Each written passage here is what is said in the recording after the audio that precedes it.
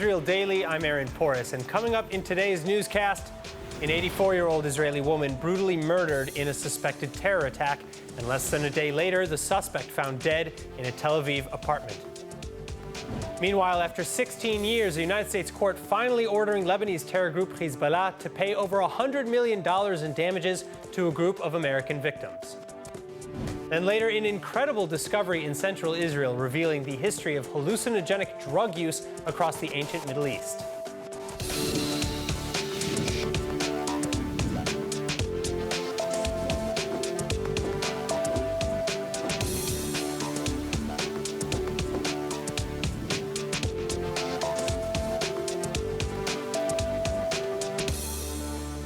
An 84-year-old Israeli woman, Shulamit Ovadia, murdered and abandoned in the street Tuesday evening in the Tel Aviv-adjacent city of Holon.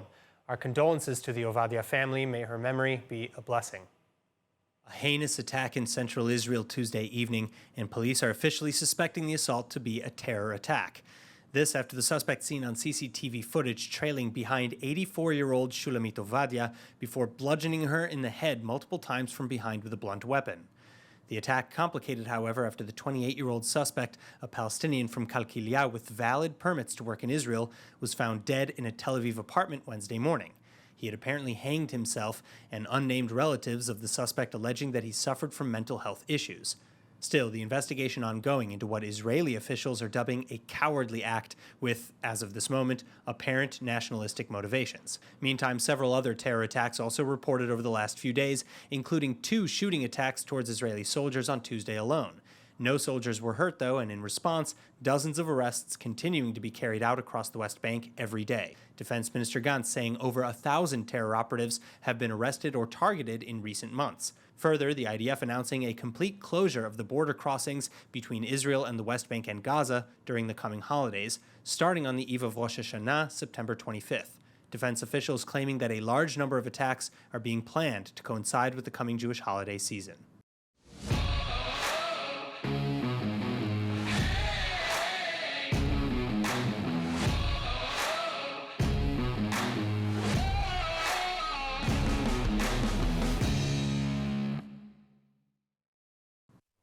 Joining me now with more on Israel's security challenges during the coming holidays, former head of the Counterterrorism Bureau, Brigadier General Nitzan Uriel.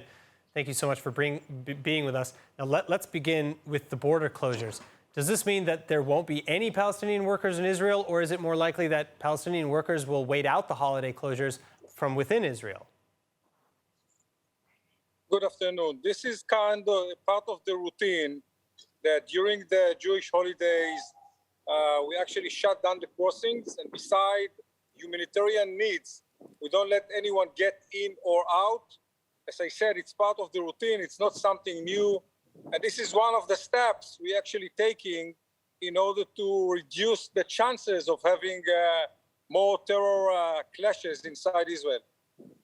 So, okay, now, if we go back to the attack in Holon, how do we deal with attacks like that? Especially with when the suspect was checked on and passed over by security forces? I believe that in that stage we have more questions than answers, and therefore we need to investigate his relatives and try to understand what was the background. It seems to me, without getting into too many details, that this is not a pure terror attack. It is not something that we saw in the past. It's something that we need to investigate. Maybe a combination between someone with mental ills, which we need to check also for the next future. But whatsoever, very sad event. And unfortunately, we lost 84 years old woman. I want to head now to the Palestinian Authority.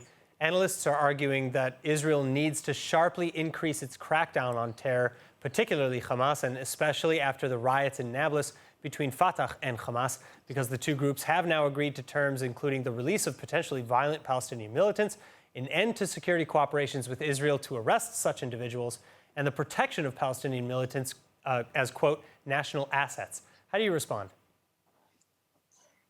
I believe that we need to see let's say, 2 different chapters to the same book.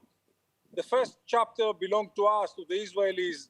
We need to take all the actions needed in order to prevent terror attack, either from Hamas, Islamic Jihad, and sometimes, unfortunately, even from the Palestinian security forces themselves. The second chapter is about the Palestinians themselves. They finally have to take decisions regarding what type of society they want to be. Do they want to be a nation? Do they want to be a nation and a society with responsibility? And therefore, they need to take actions in order to make sure that there is one weapon, one agency, and one law. And for many years, the Palestinian Authority trying to avoid what we consider as a civil war between the sides. And historically, let me tell you that you cannot find even one nation that was established without kind of civilian clash in order to pick the right way, in order to pick the right leaders. And they are trying to avoid it since Arafat period. And unfortunately, we all pay the price of having too many armed groups, too many militias. And when Abu Mazen is about to finish his period, you can see the beginning of a bloody process to see who is going to take the lead instead of him. And what we are actually see right now in the West Bank is part of it. Do you think that it's possible that the Palestinian Authority can come to terms with Israel in the near future, given the current state of affairs? The answer is yes. The Palestinian Authority has to go through all the agreements they have with us, and they already show us in the past that when they really want to do it, they can do it. It's not question of capabilities, it's question of decisions, it's question of understanding responsibility, what it's all about. And I believe that for their own sake, they have to do it. All right. Brigadier General Nitzan Nuriel, thank you so much. Thank you very much. In other news, a United States court now ordering Lebanese terror group Hezbollah to pay $111 million to Americans who fell victim to their rocket attacks in 2006 during the Second Lebanon-Israel War. With me to discuss is attorney Yifa Segal, fellow with the Israel Security and Defense Forum and international director of UK Lawyers for Israel. Yifa, thank you so much. It's a pleasure to have you with us now. It's been 16 years since the attacks for which the Americans sued. What took so long? Well, first of all, it's a very, very complicated legal process. It's very long. There are also a lot of plaintiffs and a lot of different stages to the legal process. So it's not a surprise that it takes so long. I mean, there are a lot of similar lawsuits. Usually take more than 10 years, sometimes 12, sometimes 14. I mean, there are some cases even from the time of the Second Intifada in Israel that are still pending in U.S. courts. So, I mean, it's a shock, but that's how it works, unfortunately. And I think the most important thing is that we see justice at the end of the day. So that's good news for today. I'm assuming, obviously, that Hezbollah was tried in absentia. You know, how does a trial like this work? So Hezbollah obviously has the opportunity to come and defend itself in the court of law in the United States. Usually they will not arrive. Not usually, I don't think they ever did. Same goes for Iran, by the way, and a few other terror groups or countries that are sponsors of terrorism. And so you can definitely have let's say a one-sided, legal proceedings. You still have to show, causality. You still have to show why Hezbollah is to blame for the damage that you allege was caused, and you still have to show the damage itself. So it is still a long process. But yes, Hezbollah did not show up to defend itself. All right. So in the ruling on Friday, the judge ruled that Hezbollah's actions have successfully been established as being in violation of the Anti-Terror Act.